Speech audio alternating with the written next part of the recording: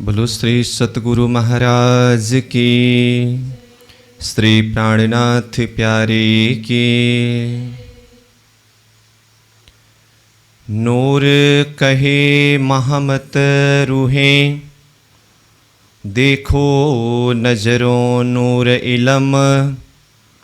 वाहिदत आप नूर होए के, पकड़ो नूर जमाल कदम। पकड़ो नूर जमाल कदम। नूर परिक्रमा अंदर ताई, नूर तरफ पाट घाट नूर का। बारे थंब नूर के, ऊपर चांदनी नूर रोशन। नूर क्यों कहूँ किनार बन ए, नूर क्यों कहूँ किनार बन ए। नूर तरफ पाट घाट नूर का। अक्षरातीत धामधनी श्री राज्य की असीम अनुकंपा के द्वारा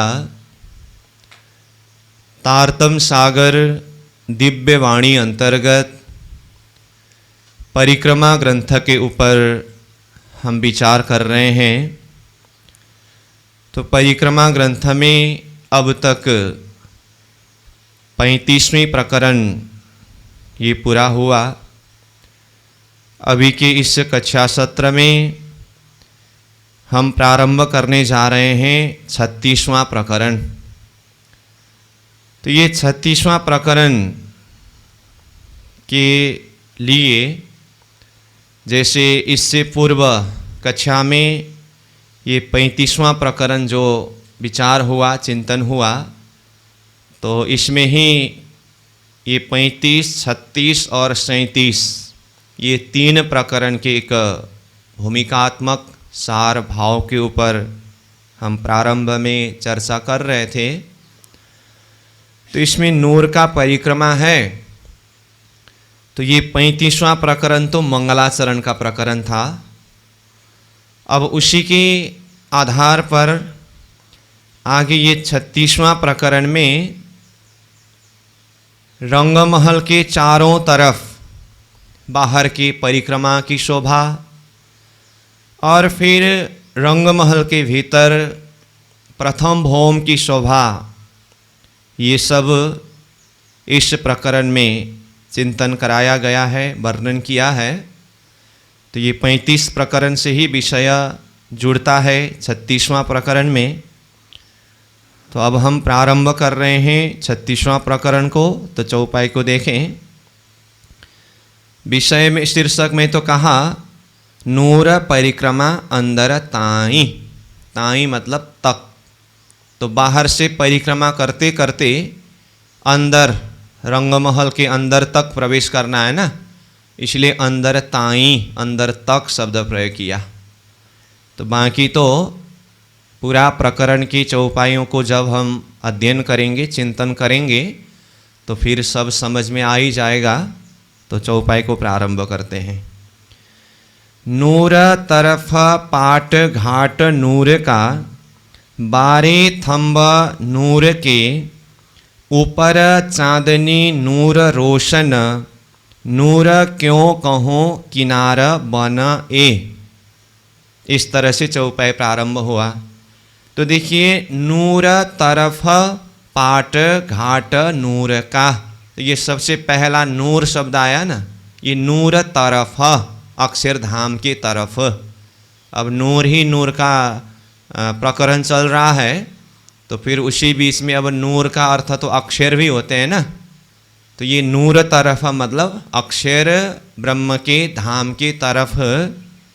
पाट घाट नूर का, ये दूसरा जो नूर आया है ये नूर का पाट घाट। तो अक्षरधाम की तरफ नूरमय पाट घाट है। तो इससे पहले अन्य प्रकरणों में, अन्य चौपाइयों के द्वारा परम धाम की तरफ का पाट घाट का वर्णन हुआ, और साथ में जैसा पाठ घाट परमधाम की तरफ है वैसा ही अक्षरधाम की तरफ भी है करके ऐसे शब्द के द्वारा हम चिंतन करते आए थे। तो यहाँ स्वयं प्राणदास जी चौपाई के द्वारा ही अक्षरधाम की तरफ की पाठ घाट को निश्चित करके वर्णन प्रारंभ कर रहे हैं। तो नूर तरफ पाठ घाट नूर का, तो अक्षरधाम की तरफ का नूरमय पाठ घाट। अब ये कैसा है? तो परमधाम की तरफ का पाठ घाट जैसा है अक्षरधाम की तरफ का पाठ घाट भी वैसा ही है। तो जमीन से 4 की 4 हारे 16 थंबा आकर के ऊपर छत पटना, फिर ऊपर दिशा में 2-2, तो चारों दिशा के 8 थंब और 4 कोण के 4 थंब 12 थंब, भोंबर ऊपर जा कर के फिर छत पटी है। फिर उसके ऊपर चांदनी में किनार में कठेड़े हैं और चारों दिशा के थंब अलग अलग रंग का, 4 कोण का थंब अलग रंग का।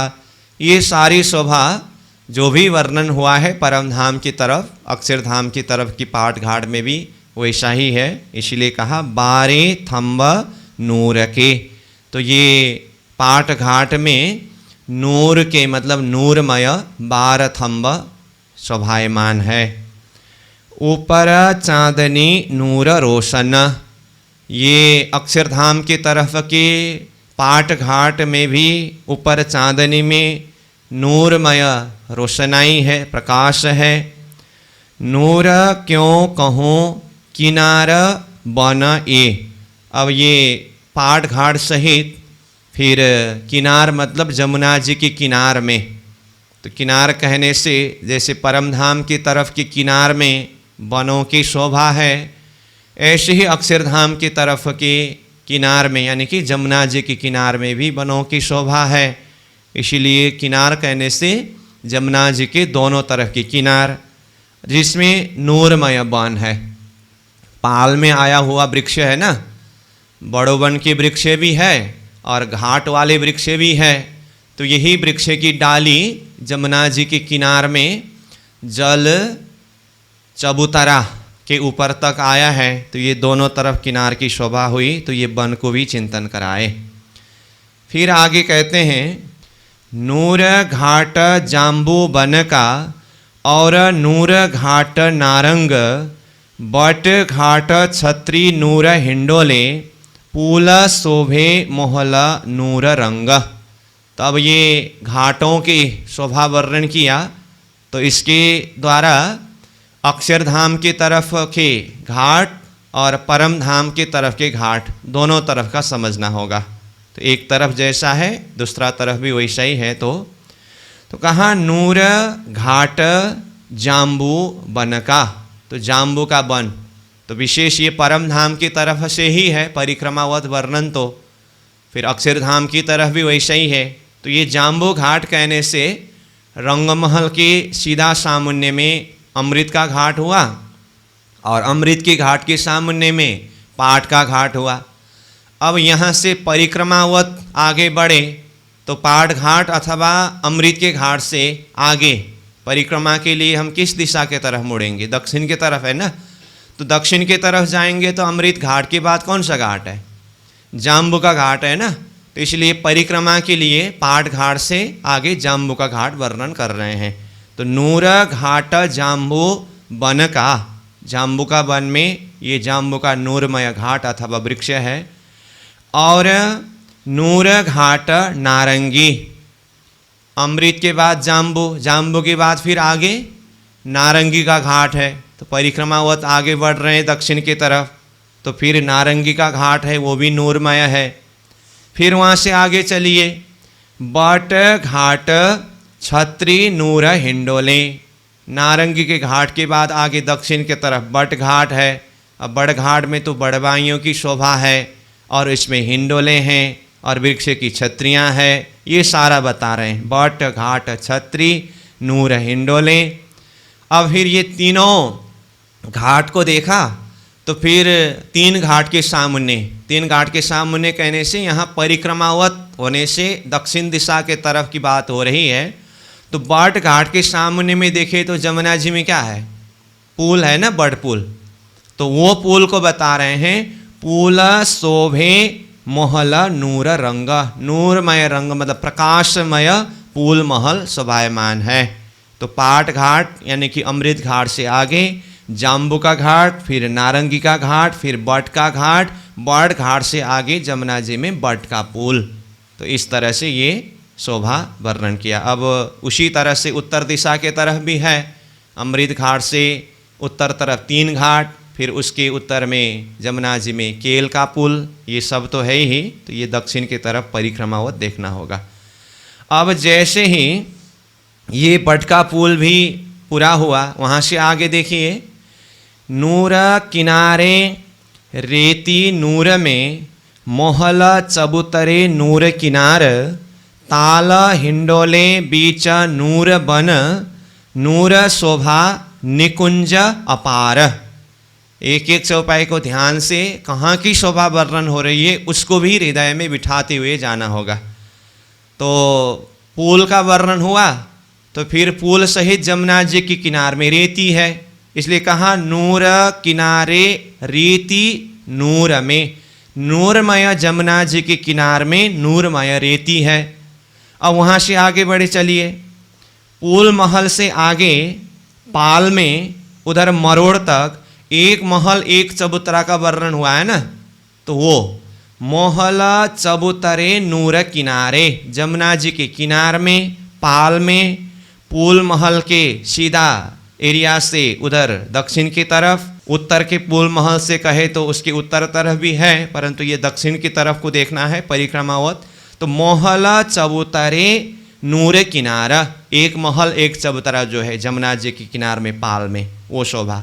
अब यहाँ से होते हुए फिर आगे ताल, हौज कौशर ताल, हिंडोले, हिंडोला है कहाँ, हिंडोला कहने से समझ लीजिए ये बट घाट में आया हुआ हिंडोला, अथवा बट पुल में भी हिंडोला है।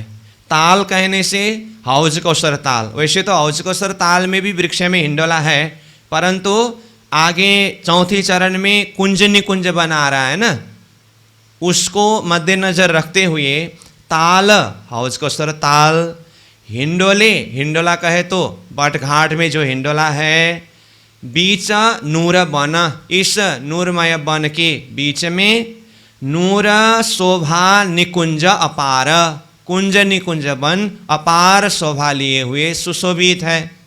तो ये बट का घाट से दक्षिण की तरफ जाने से वहाँ कुंज निकुंज वन 1000 मंदिर की चौड़ाई से प्रारंभ हुआ है ना, और वही विस्तार होकर के दक्षिण दिशा के तरफ जबीरों की नहर के भीतरी एरिया में पूरा कुंज निकुंज वन का विस्तार हुआ। तो इसका प्रारंभ बट का घाट और हौज कौशर ताल के ये बीच में, यहाँ से प्रारंभ होने से ताल हिंडोले बीच नूर बन, नूरमय वन उसके बीच में है। तो वो नूरमय वन कौन सा वन है, आगे खुलासा किया, नूर शोभा निकुंज अपार। ये तीसरे चरण में ही नूर वन शब्द प्रयोग हुआ है ना, ये वन कुंज निकुंज वन के लिए ही है।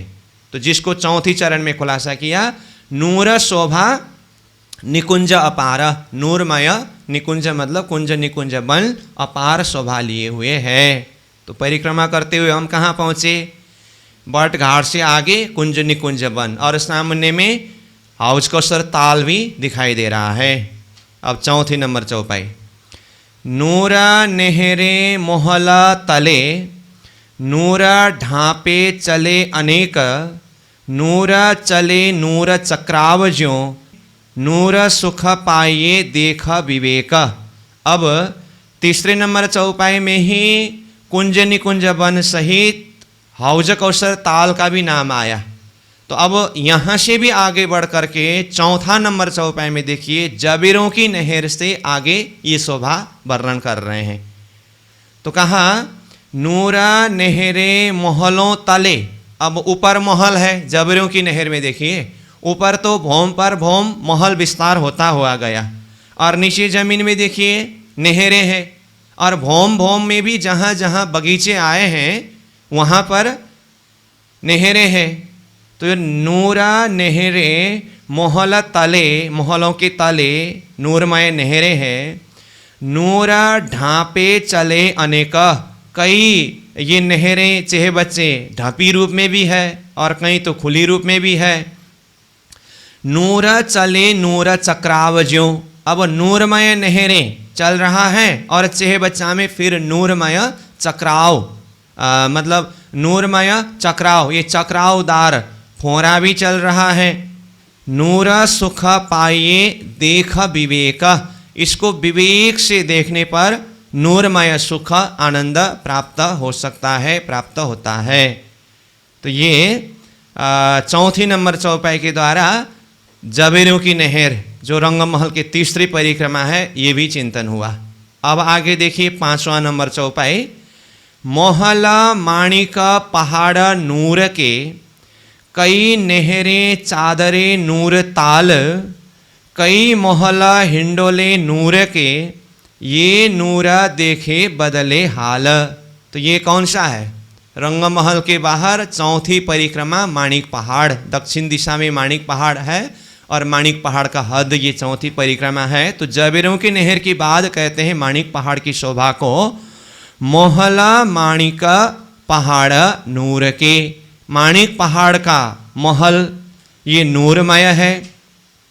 कई नहरें चादरें नूर ताल, अब माणिक पहाड़ में भी देखिए तो कई नहरें हैं, कई चादरें, चादरें मतलब पानी का झरना।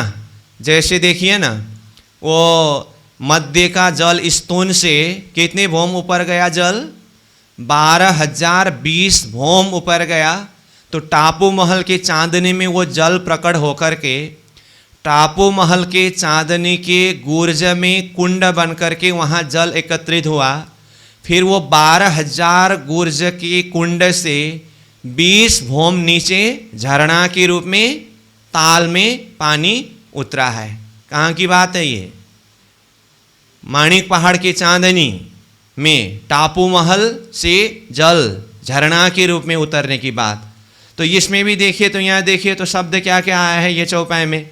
कई नहरें चादरे नूर ताल शब्द आया ना। तो नहरें जहाँ जहाँ बगीचे हैं वहाँ नहरें हैं। फिर चादरें जैसे अभी शोभा वर्णन किया तो ये 20 भौम ऊपर से चादरें झरना 12,000 पहल में 12,000 झरना रूप में उतरा। तो नूर ताल तो नीचे आकर के ताल बना कि नहीं बना? माणिक पहाड़ के चांदनी में टापू महल के बाहर ताल है।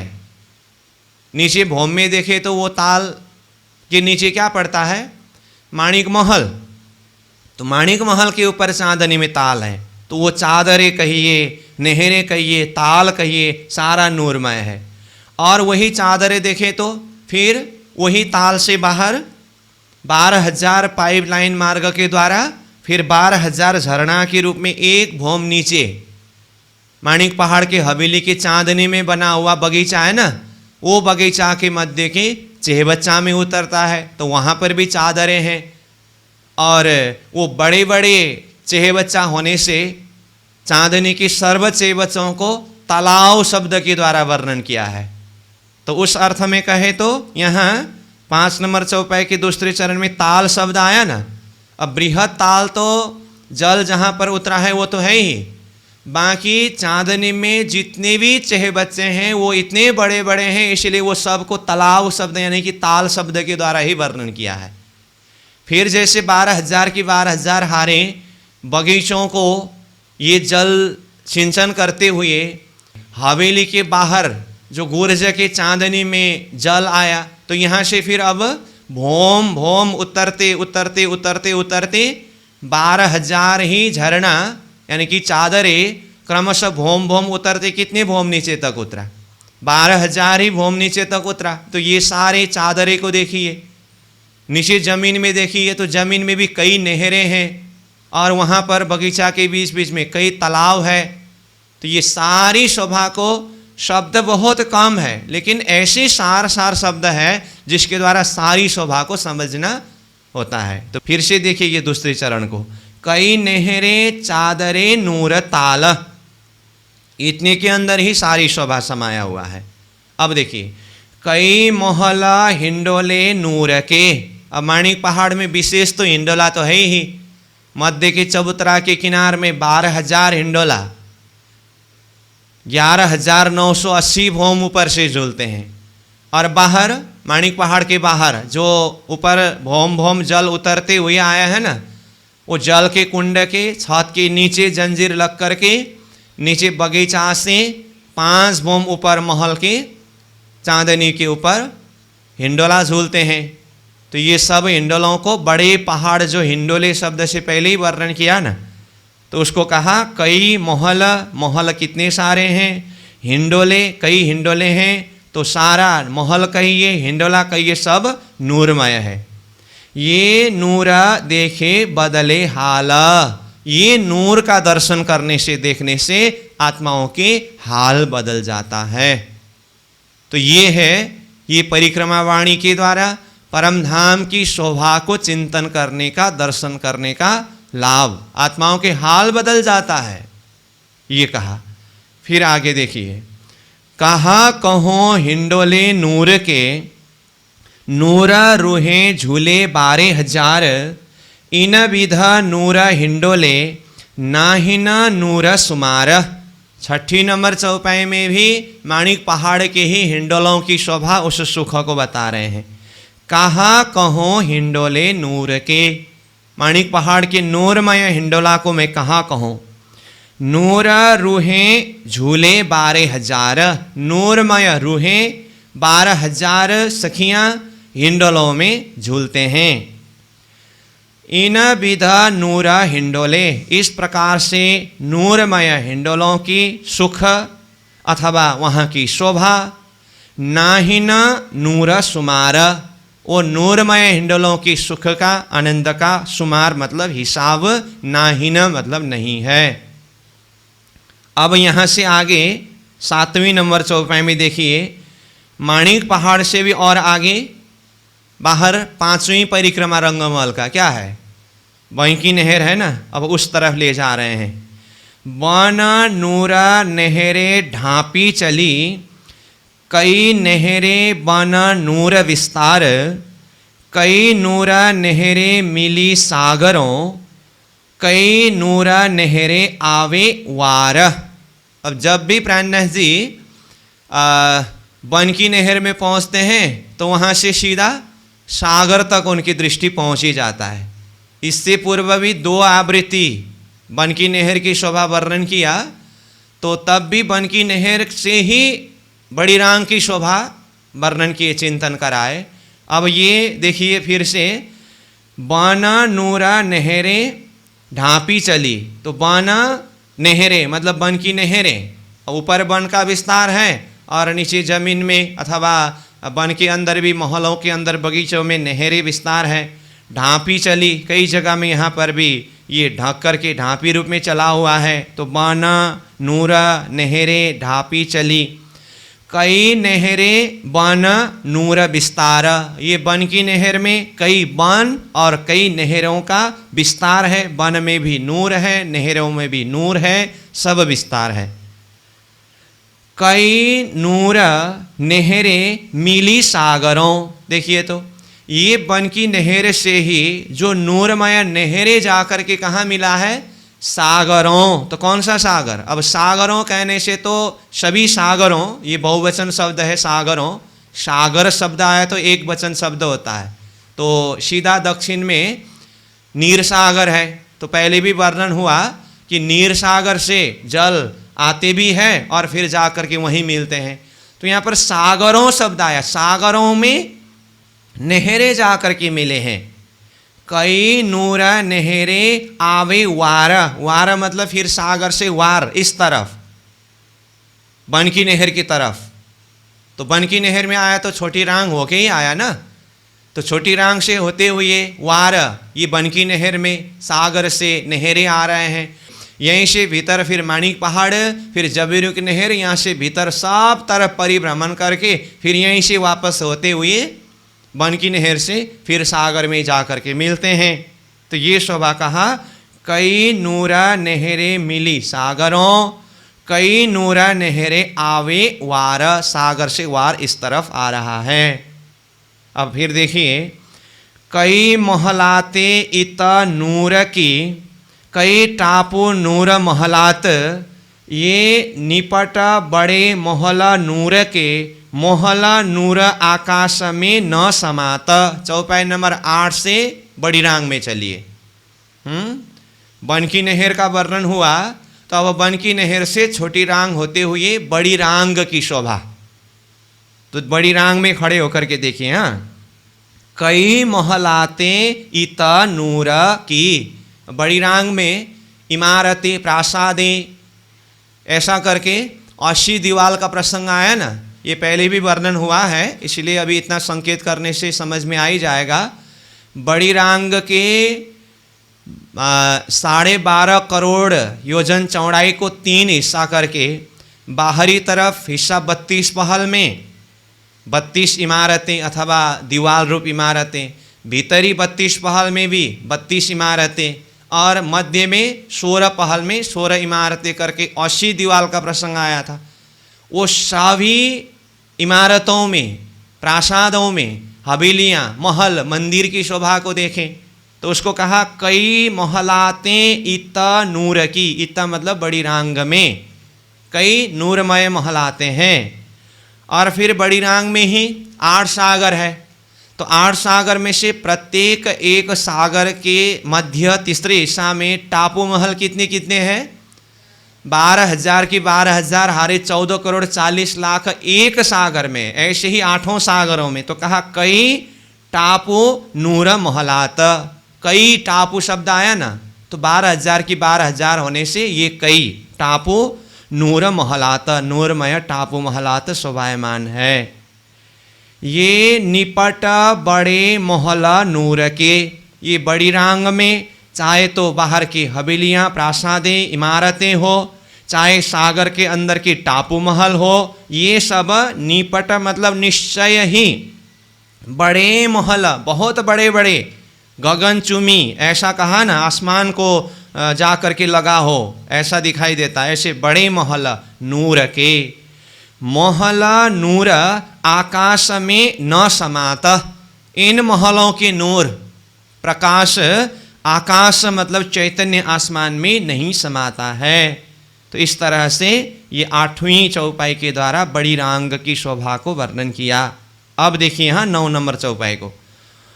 नूर परिक्रमा दीजिए, फिरते जाइए नूर वन में, बाग परे नूर अन्न वन, आगो बन बिना नूर जिमी ए। अब 9वीं नंबर चौपाई के द्वारा बड़ी रांग से अब चिंतन को भीतर लाते हुए फिर छोटी रांग, फिर बनकी नहर, मानिक पहाड़ का हद, यहाँ से होते हुए फिर जाविर के नहर से अंदर आने पर अब कहाँ पहुँचेंगे?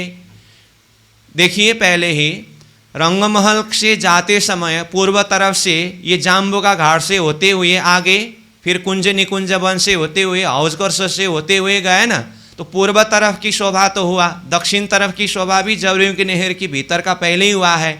तो यहीं से फिर बड़ी रांग तक गए, फिर वापस आते समय अब जाना कहाँ है? पश्चिम दिशा के तरफ जाना है ना। तो ये देखिए 9 नंबर चौपाई में भीतर पश्चिम दिशा के तरफ की शोभा बता रहे हैं। तो कहा नूर परिक्रमा दीजिए।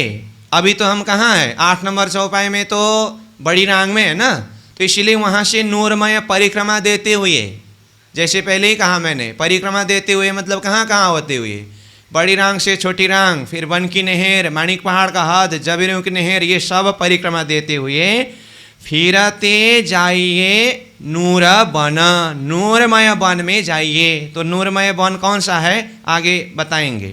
बाग परे नूर अन्न वन, ये बाग, अब सीधा कहूँ तो ये नूरमय वन मतलब दूबदुलीचा, सीधा शब्द में बता देता हूँ। तो ये 9 नंबर के दूसरे चरण में नूर वन शब्द प्रयोग किया ना, ये दूबदुलीचा। और आपको याद होना चाहिए पहले भी प्राणनाथ जी ने बनकी नहर में पहुंच करके सागर की तरफ एक बार नज़र डाल करके फिर वहीं से रंगमहल की तरफ चारों तरफ नज़र डालते समय पहला नज़र ही कहाँ पड़ा था? तो ये वन बिगर की जिमी, मतलब जहाँ पर दूब है, मतलब ये दूब दुलीचा, वहाँ पर पहुँचे थे। तो अभी भी वही शोभा वर्णन कर रहे हैं, फिरते जाइए नूर बन, नूरमय बन दूबदुलीचा में।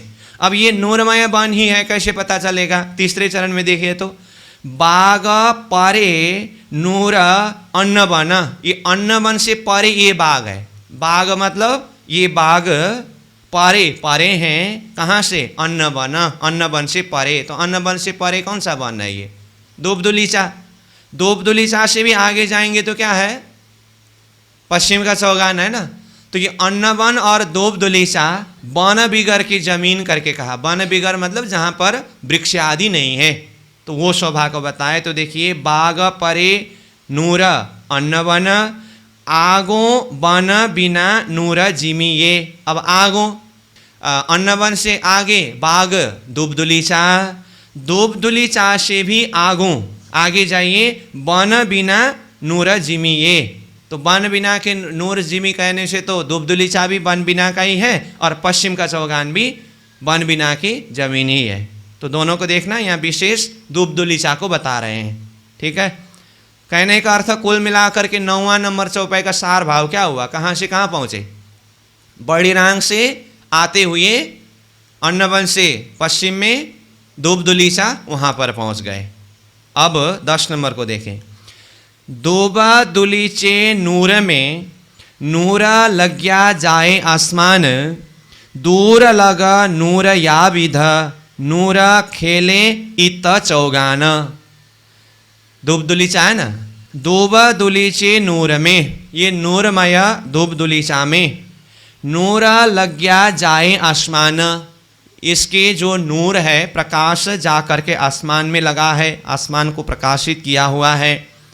दूर लगा नूर या विद, ये दूबदुलीचा का विस्तार कहाँ तक है? ये दूबदुलीचा भी 1500 मंदिर का लंबा चौड़ा ही विस्तार वाला है ना। जैसे फूलबाग नूरबाग है, ऐसे ही अन्नवन है और ऐसे ही दूबदुलीचा है। इसलिए दूर लगा कहने से ये अन्नवन की तरफ से देखेंगे तो पश्चिम की तरफ 1500 मंदिर के आगे दूर तक ये दूबदुलीचा का विस्तार है। जैसे दूबदुलीचा के किनारे में पहुँचे तो सामने में क्या है? फिर पश्चिम का चौगान है ना। इसलिए कहा दूर लगा नूर या विध, इस तरह से ये नूरमय दूबदुलीचा दूर तक विस्तार हुआ है। नूर खेले इन चौगान, अब दूबदुलीचा के साथ में लगा हुआ जो पश्चिम का चौगान है, इस चौगान में नूरमय सखियाँ खेलते हैं। तो ये चौपाई के द्वारा दूबदुलीचा सहित पश्चिम की चौगान जो पश्चिम दिशा के तरफ है वो भी चिंतन कराए।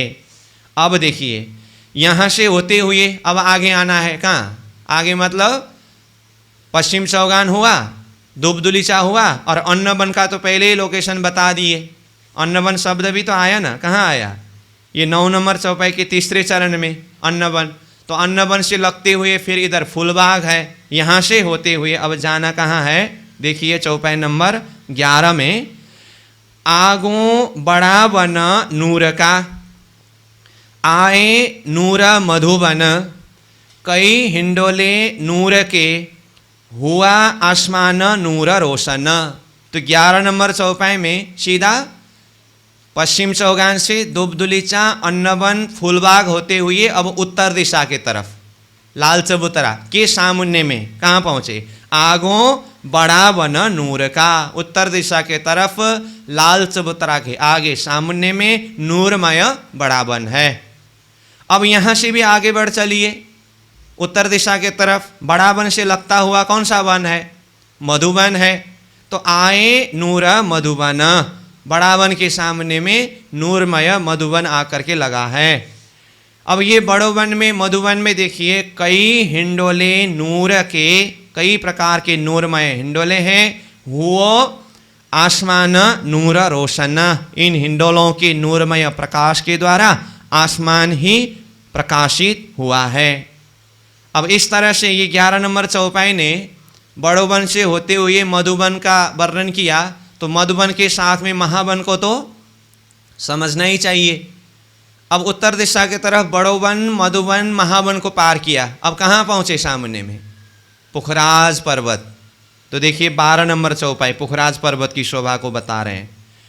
नूर 5 पेड़ पुखराज के, 2 नूर सीढ़ी तीसरा ताल, ये 8 पहाड़ तले नूर में, ऊपर नूर महल ना मिसाल। एक ही चौपाई के द्वारा पूरा पुखराज पहाड़ की शोभा को यहाँ खड़ा करके बताया। देखिए कहा नूर 5 पेड़ पुखराज के, पुखराज के नीचे खजाने की ताल से नूरमय 5 पेड़ प्रकट हुआ, और ऊपर गोल चबूतरा के ऊपर चौरस चबूतरा आया है ना, चौरस चबूतरा के ऊपर ये 5 पेड़ प्रकट हुआ। ये सारी शोभा तो पहले ही वर्णन हुआ है, ये परिक्रमा ग्रंथ में ही पहले पुखराज पर्वत का वर्णन सामने में चौपाई के द्वारा आया, तो हमने वृत्ति के आधार पर उसको व्याख्या 2 कक्षा में किया है। उसके बाद ही फिर पुखराज का प्रसंग चौपाई के द्वारा वर्णन किया। तो ये बार बार आवृत्ति हो रहा है, इसीलिए ये शब्द के द्वारा ही पूरा आकार, नक्शा, शोभा दिल दिमाग में उतरना चाहिए, और उतर भी रहा है, हम ऐसा विश्वास करते हैं। तो कहा नूर 5 पेड़ पुखराज के, पुखराज का ये नूरमय 5 पेड़, और साथ में 2 नूर सीढ़ी, 2 नूर सीढ़ी मतलब उत्तर पश्चिम की घाटी, 2 घाटी, तीसरा ताल, अब ये 2 सीढ़ी के साथ में जोड़ करके तीसरा पुखराजी ताल अथवा ताल महल। तो सब मिलाकर के कितने हुए? 5 पेड़, 2 घाटी और तीसरा ये पुखराजी ताल। तो 2 1 3 और 5 8। तो ये 8 के लिए अब कहते हैं ये 8 पहाड़ तले नूर में, पुखराज पहाड़ में ये 8 पहाड़ यानी कि 8 निशान पहाड़ के तले। अब पहाड़ तो ऊपर 1000 भौम तक विस्तार होकर के गया है, तो ये 8 निशान जो है ये पुखराज पहाड़ के तले, नीचे 250 भौम से नीचे की शोभा है ना ये। तो 5 पेड़, 2 घाटी, ताल महल, ये अलग अलग तो 250 भौम तक है। 250 भौम ऊपर जाने के बाद तो फिर सब छज्जाने एक आपस में मिलन करके सबके ऊपर महल एक रूप बन गया है, तो ऊपर तो अलग नहीं दिखाई देता है। इसलिए ताले शब्द के द्वारा पुखराज पहाड़ के तले नीचे की ओर, ये 8 पहाड़ तले नूर में, ऊपर नूर महल ना मिसाल। अब ऊपर कहने से ताले ये 8 पहाड़ हुआ, इसी के ऊपर जो पुखराज पहाड़ विस्तार होकर के गया है, उन महलों के और उनके जो नूर है ना मिसाल, उसका कोई उदाहरण, उसका कोई उपमा नमूना नहीं है। मिसाल मतलब उदाहरण नहीं है। अब 13 नंबर चौपाई देखिए, पुखराज पहाड़ खड़ा हुआ, अब ऊपर चांदनी में ले जाएंगे गुर्ज सहित। 1000 गुर्ज नूर चांदनी, चांदनी नूर आसमान, तापर महल नूर आकाशी, ये नूर आकाश महल सुभान। 1000 गुर्ज नूर चांदनी, तो फिर ये 1000 पहल के 1000 गुर्ज के जो चांदनी वो भी नूरमय है। फिर चांदनी नूर आसमान, अब चांदनी का नूर, चांदनी का प्रकाश आसमान तक जाकर के प्रकाशित हुआ है। तापर महल नूर आकाशी, तापर मतलब पुखराज के 1000 भौम ऊपर के चांदनी के ऊपर मध्य भाग में नूर आकाशी, नूरमय आकाशी महल है। तो पुखराज का 1000 भौम, फिर मध्य तीसरे हिस्सा में आकाशी महल और 1000 भौम तक गया, तो उसको बताए यहाँ तापर मतलब चांदनी के ऊपर, महल नूर आकाशी, नूरमय आकाशी महल शोभायमान है। ये नूर आकाश महल शुभान, ये नूरमय आकाशी महल शुभान प्रियतम धाम धनी की ये दिव्य परम धाम पुखराज पर्वत में शोभायमान है। इत बड़े जानवर नूर में, नूर खेलत रुहे खुशहाल, इत निपट बड़ा खेल नूर का, हंसे रुहे हादी नूर जमाल। अब इत कहने से वैसे तो जानवर पशु पंखी तो सब तरफ खेलते हैं, लेकिन यहाँ प्रसंग पुखराज के चांदनी का चल रहा है ना, तो पुखराज के चांदनी में आकाशी महल के बाहर चारों तरफ बृहद बगीचे हैं। वो बगीचे में कई जाति के पशु पंखी जानवर आदि खेल तमाशे करते हैं। तो कहा इत बड़े जानवर नूर में, नूरमय चांदनी में नूरमय बड़े बड़े जानवर, नूर खेलता रूहें खुशहाल। अब ये नूरमय जानवर खेल करके नूरमय रूहों को, आत्माओं को खुशहाल मतलब प्रसन्नता, आनंद प्रदान करते हैं। इत निपट बड़ा खेल नूर का, निश्चय रूप में ही, निपट मतलब निश्चय रूप में ही यहाँ चांदनी में बड़े बड़े जानवरों के बड़ा मतलब बहुत ही अधिक आनंददायी खेल तमाशे होते हैं। हासे रूहें हादी नूर जमाल, ये पुखराज के चांदनी में पशु पंखियों के जानवरों के कई तरह के खेल तमाशों को देख करके हंसते हैं। कौन कौन हंसते हैं? रूहें सखियाँ, हादी श्यामा जी और नूर जमाल अक्षराती धामधनी श्रीराज जी महाराज हंसते हैं, आनंदित होते हैं। आगे देखिए 15 नंबर चौपाई। चारों तरफ मोहला नूर ताल के, नूर जल चादरों गिरत, सो परत बीच नूर कुंड के, रूहें देख देख नूर हंसत। अब पुखराज की चांदनी और आकाशी महल की शोभा भी वर्णन हुआ। तो अब यहाँ से आगे पूर्व की तरफ देखिए, पुखराज की चांदनी से लगता हुआ ताल महल, और चांदनी के साथ में ही पहुँचा हुआ तो ये जवेर का महल और वन है, और उसी में आगे क्या है? पुखराजी ताल है कि नहीं? तो वो ताल की शोभा को बता रहे हैं। चारों तरफों मोहला नूर ताल के, बंगला के 5 भौम छठी चांदनी के ऊपर से यह ताल प्रारंभ हुआ और ऊपर कितने भौम तक विस्तार होकर के गए?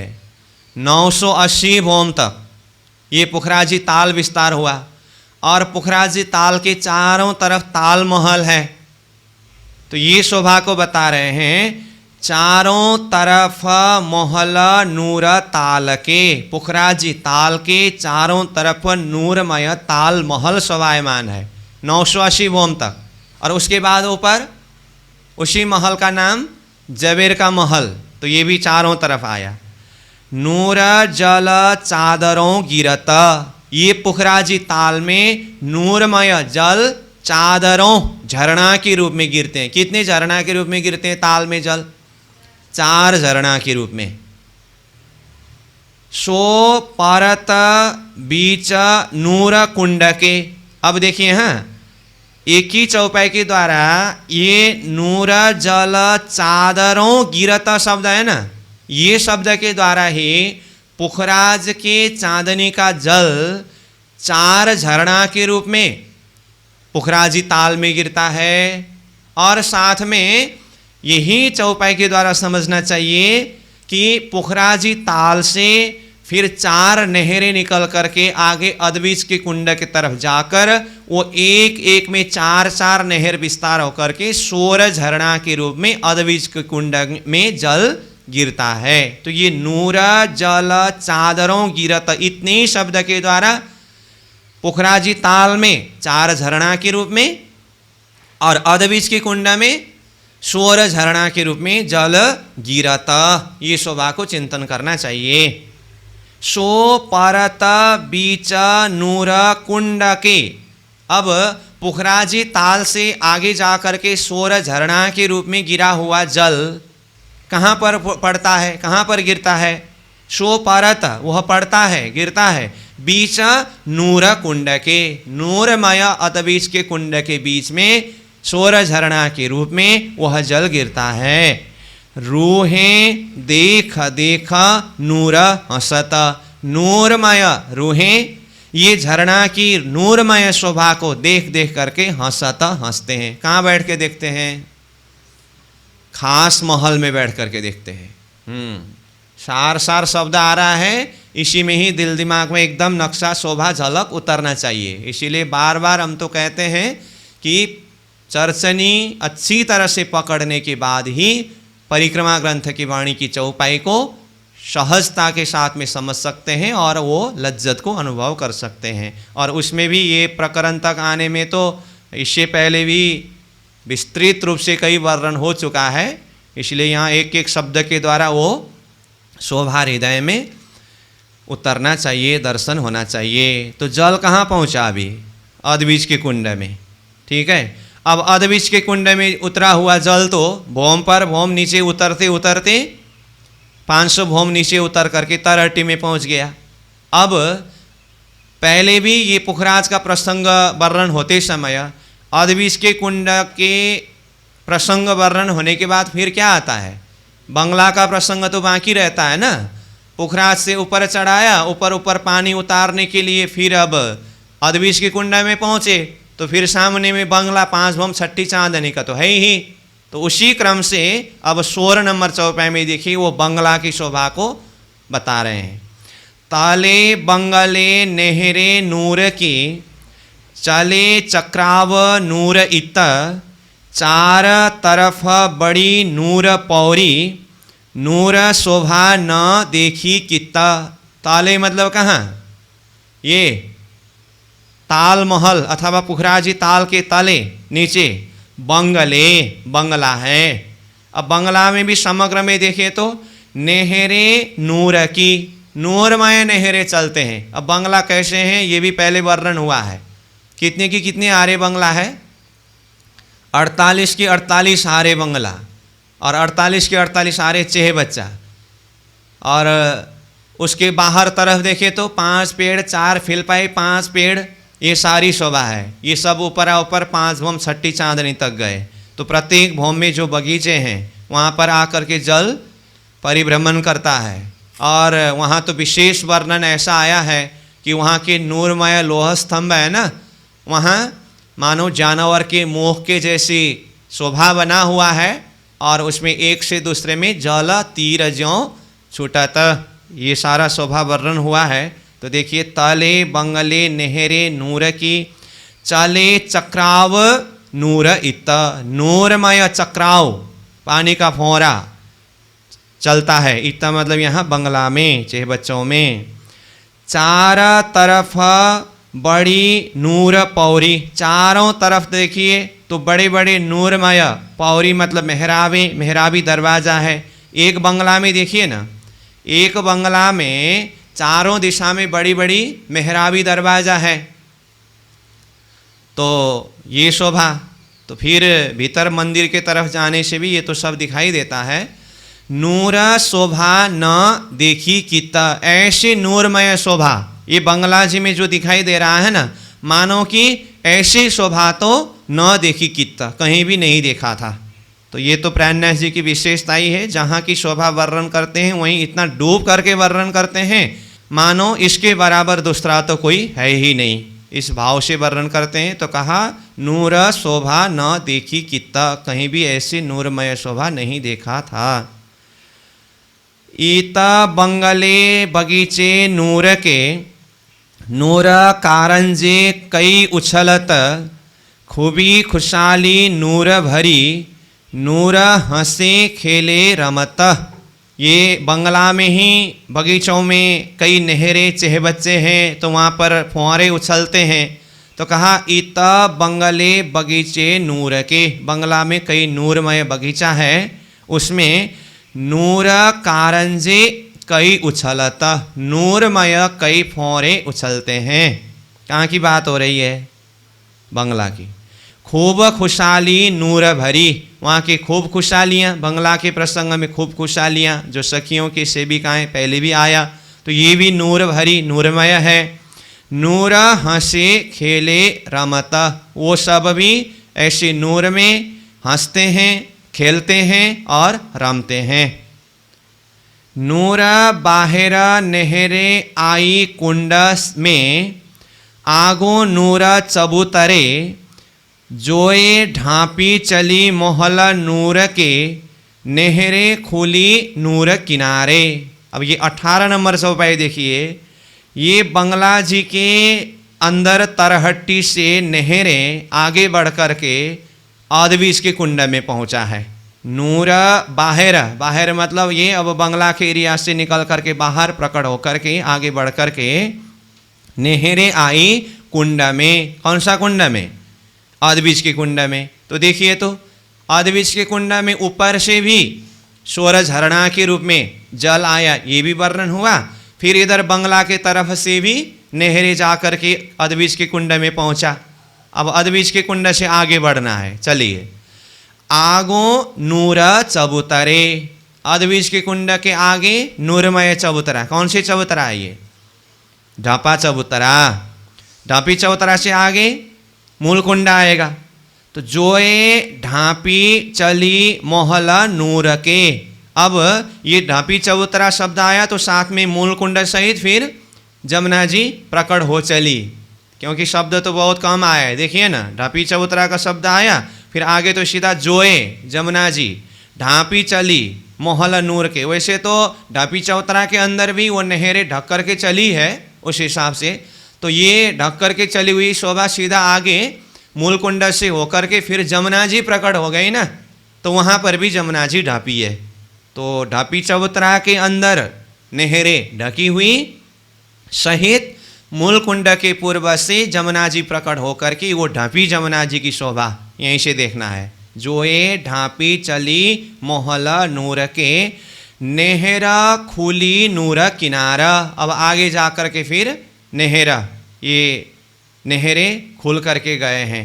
अब यहाँ खुली में भी देखेंगे तो ढापी चबूतरा के आगे मूल कुंड में जा कर के ये नहरें खुली है मूल कुंड में, तो वहाँ पर भी खुली। और ढापी शब्द से आगे ढापी जमुना जी को लेंगे तो फिर ये खुली शब्द से जमुना जी खुली। तो दोनों तरफ की शोभा को साथ में लेना है।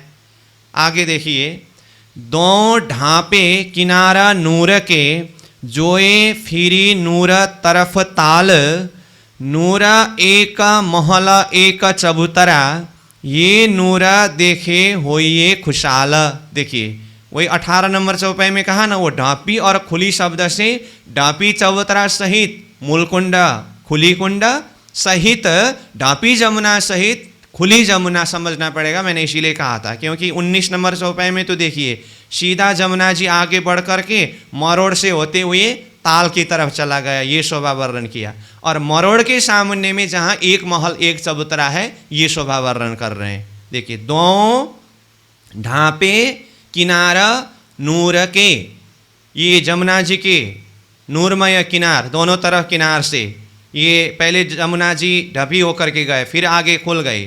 फिर कहा जोए फिरी नूर तरफ ताला। तो जोए फिरी, कहाँ से फिरी? ईशान कोण में जाने के बाद दक्षिण दिशा की तरफ मरोड़ लिया है ना, तो ये फिरी मतलब मरोड़ लिया।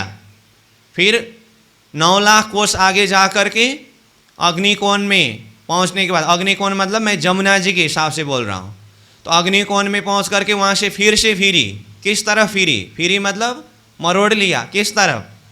पश्चिम दिशा के तरफ।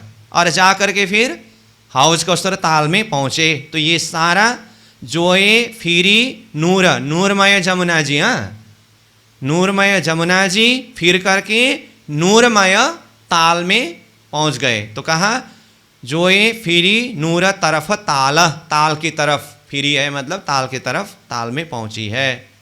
अब जहां पर मरोड़ है, जहां पर मतलब कितनी जगह में मरोड़ है? 2 जगह में, इधर ईशान कोण और अग्निकोण, मतलब उत्तर दक्षिण दोनों तरफ। तो जहाँ पर ये जमुना जी मरोड़ लिया है उसके सामने में जो पाल आया है, पाल के मरोड़ में एक महल एक चबूतरा है, तो वो शोभा बताए। तो पहले दक्षिण की तरफ के एक महल एक चबूतरा बता के गए, अब इधर उत्तर की तरफ से आ रहे हैं ना परिक्रमा करते हुए, तो कह रहे हैं नूरा एक महला एक चबूतरा, तो जोए फिरी नूरा तरफ ताल, जमुना जी जाकर के ताल के तरफ फिरी मतलब ताल में जाकर के मिली।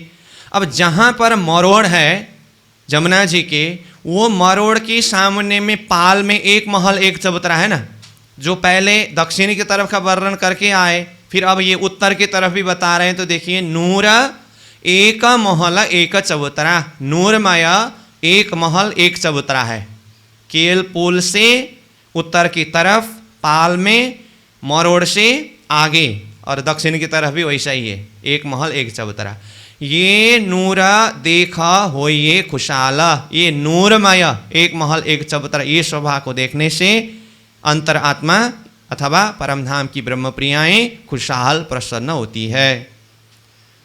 अब आगे फिर देखिए, बड़ा बना मोहला नूर का, ये नूर अति शोभित, जोए नूर आई पुल तले, सो क्यों कही जाए नूर सिफत। अब एक महल एक चबूतरा हुआ, यहाँ से आगे आइए पाल में ही, तो सामने में जो पाल में ही तो केल पुल के सामने में वो पाल खाली खुला जगह है, और उसके सामने में देखिए कहाँ पहुँचे, केल घाट में परिक्रमा करते हुए कहाँ पहुँचे, केल घाट में। एक महल एक चबूतरा के एरिया पार करके आएंगे तो केल घाट के सामने में आ गए ना। तो अब देखिए, तो बड़ा बन मोहला नूर का, बड़ा वन, केल घाट में कौन सा वन है, बड़ा वन है, और सामने में पाल में बड़ा वन का वृक्ष आया। और जमुना जी में देखेंगे तो फिर महल, कौन सा महल, पुल महल, केल का पुल, मतलब यहाँ सामने में आकर के देखिए, एक तरफ बड़ा वन मतलब केल घाट का बड़ा वन, मोहला जमुना जी में पुल महल, केल का पुल है, तो बड़ा बना मोहला नूर का, ये नूर अति शोभिता, ये नूर अत्यंत शोभा लिए हुए हैं। जोए नूर आई पुल तले, ये जमुना जी पुल तले, पुल के नीचे आकर के यहाँ से आगे बढ़ चली है। सो क्यों कही जाए नूर सिफत, ये अब पुल की नूर अथवा जमुना जी की नूर और इसकी सिफत को किस तरह से वर्णन करूं। 21 नंबर को देखिए, ये मोहला नूर जमाल के, दोए नूर पुला जोए ऊपर, नूर नहरे 10 घड़नाले, ये खूबी नूर जुआ कहे क्यों कर। अब केल पुल का वर्णन हुआ, तो केल पुल के साथ में उस तरफ बड़ पुल भी तो दिखाई दे रहा है ना।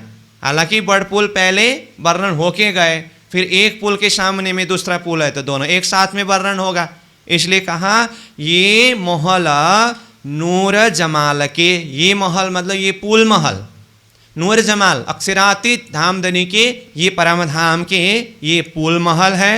दोए नूर पुल जोए ऊपरा, जमुना जी के ऊपर, दोए मतलब दो नूरमय पुल, केल पुल और बड़ पुल शोभायमान है।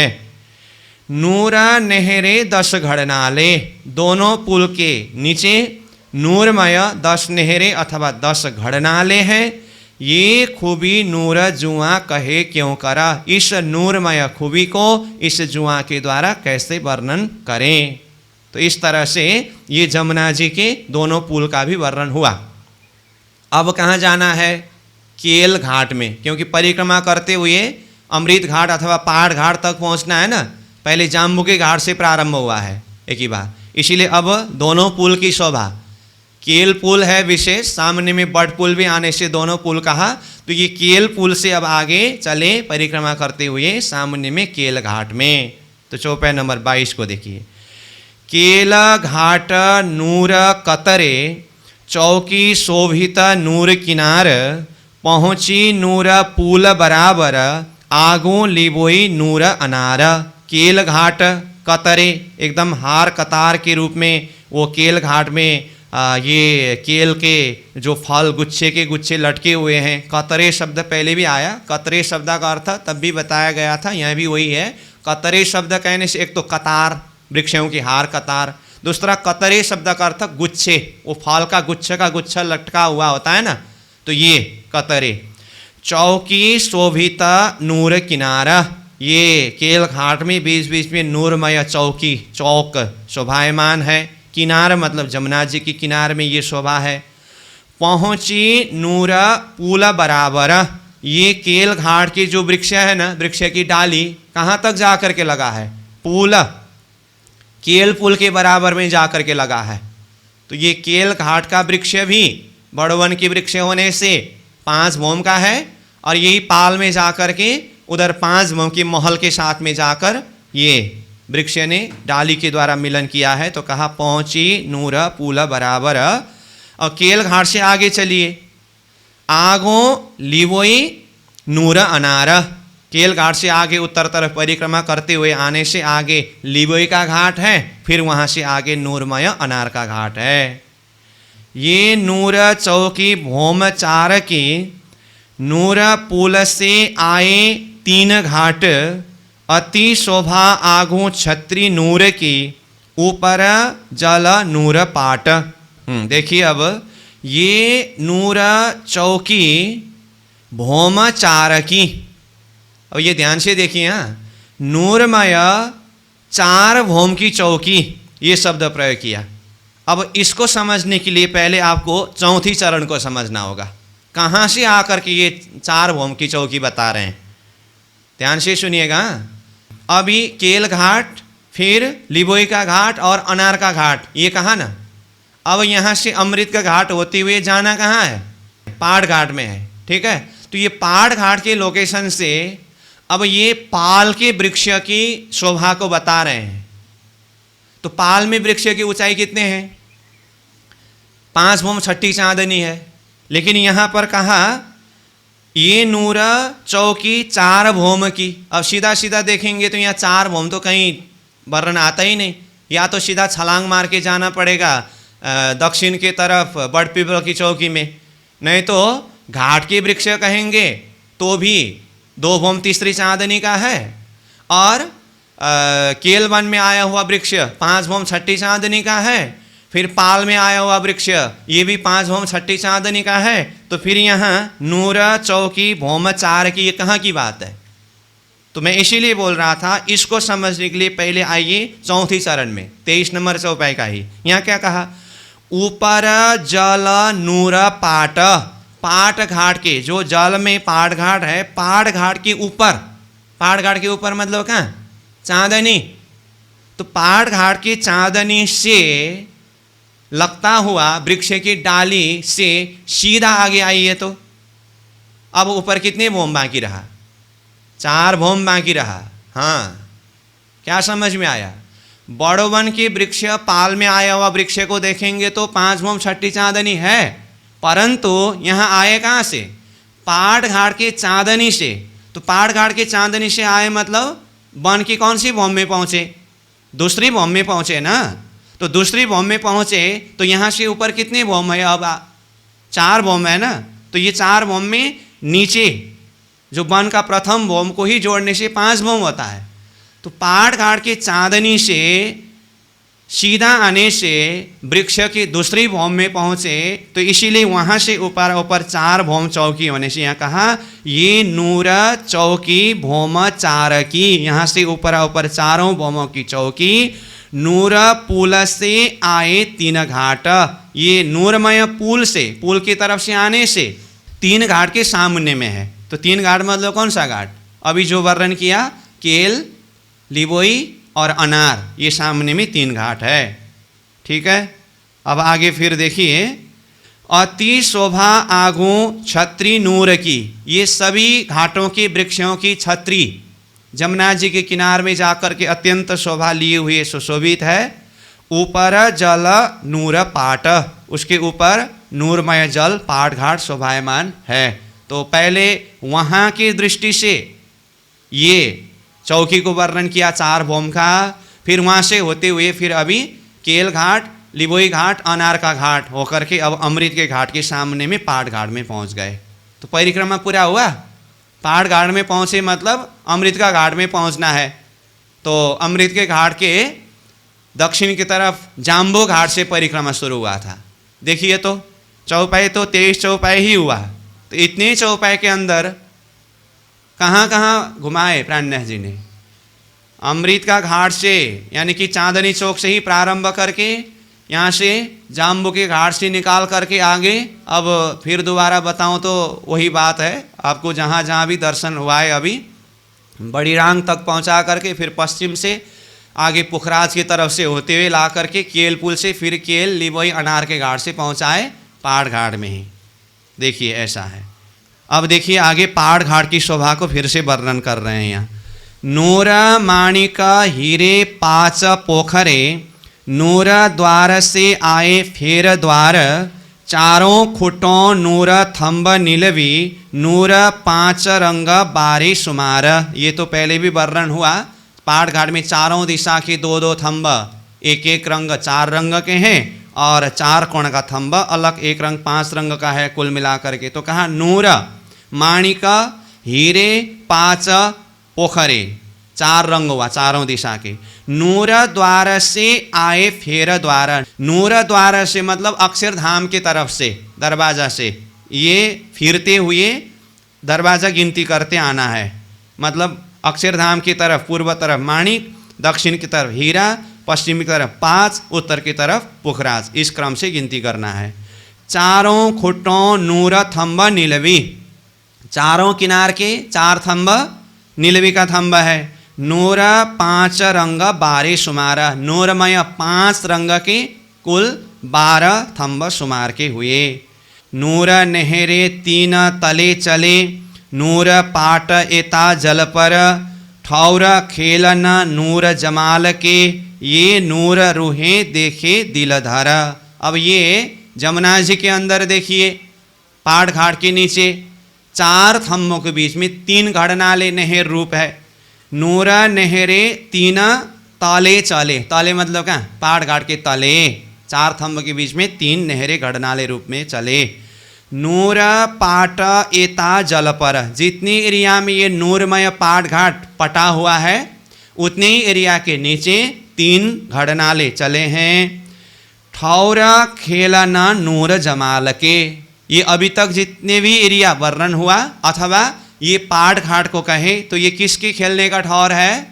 नूर जमाल, अक्षरातीत प्रियतम धामधनी के खेलने का ठौर है। ये नूर रूहें देखे दिल धारा, इस शोभा को नूरमय रूहें सखियाँ दिल में धारण करके देखते हैं। दो पुल नूर सात बीच घाट में, रूहें देखे नूर रोशन, हक जिकर नूर पंखियों, होता नूर में रात दिन। दो पुल, केल पुल और बड पुल, दोनों के बीच में 7 घाट है। दो पुल नूर 7 बीच घाट में, मतलब बीच में 7 घाट है। रूहें देखे नूर रोशन, आत्माएं ये नूरमय रोशन सातों घाट के रोशन प्रकाश को देखती है।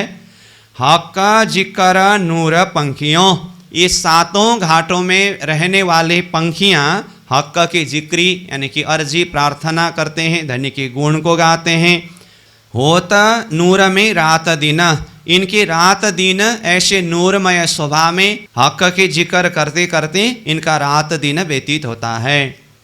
नूर भोम दूजी बैठक, पशु पंखियों यह नूर ठौर, कई जिनसे नूर जिक्र, बिना हक न बोले नूर और। अब ये सातों घाटों में वृक्ष 2 भूम तीसरी चांदनी के हैं ना, तो उसमें से दूसरी भूम ये पंखियों का बैठने का स्थान है, ये पहले भी वर्णन हुआ था। इसीलिए नूर भोम दूजी बैठक, 7 घाट के वृक्ष के जो दूसरी भूम है वहाँ पर ये नूरमय पशु पंखियों की बैठने का बैठक। अब जमीन में भी बैठते हैं, ऊपर भूम में भी बैठते हैं।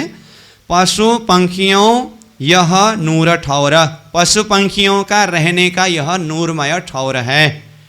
कई जिन से नूर जिक्र, ये पशु पंखी कई जिन से कई प्रकार से हक के नूरमय जिक्री करते हैं। बिना हक न बोले नूर और, देखिए तो ये पशु पंखी हक के नाम के अलावा, हक के गुण के अलावा बाकी एक शब्द भी उच्चारण नहीं करते हैं।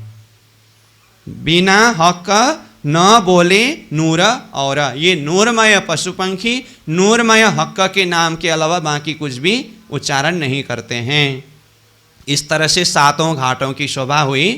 अब आगे आगों द्वार नूर चांदनी, रेती रोशन नूर आसमान, नूर गंज जोत सबों बीचों, कोई सके न नूर काहूँ भान। 28 नंबर चौपाई ने चांदनी चौक में पहुंचा करके चांदनी चौक की नूर का वर्णन कर रहे हैं। देखिए आगों द्वार रंगमहल के मूल दरवाजा के आगे नूर चांदनी, नूरमय चांदनी चौक है। रेती रोशन नूर आसमान, यहाँ के रेती का रोशन नूरमय आसमान में प्रकाशित हो रहा है। नूर जंग होता सबों बीच, इन सब के बीच में यानी कि आसमान और जिमी के बीच में ये नूरमय प्रकाश का जंग होता है। कोई सके न नूर काहू भान, ये नूर किसी के भी नूर को कोई हटा नहीं सकते हैं, हरा नहीं सकते हैं, सब में नूर ही नूर है।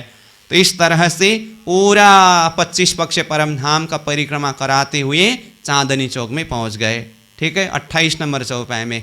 तो अभी चांदनी चौक में ही रहेंगे, समय भी पूरा होके आगे निकल गया।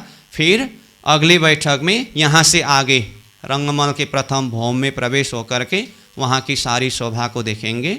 अभी के लिए यहीं पर विश्राम। आगों द्वार नूर चांदनी, रेती रोशन नूर आसमान, नूर जंग होत सबों बीचों,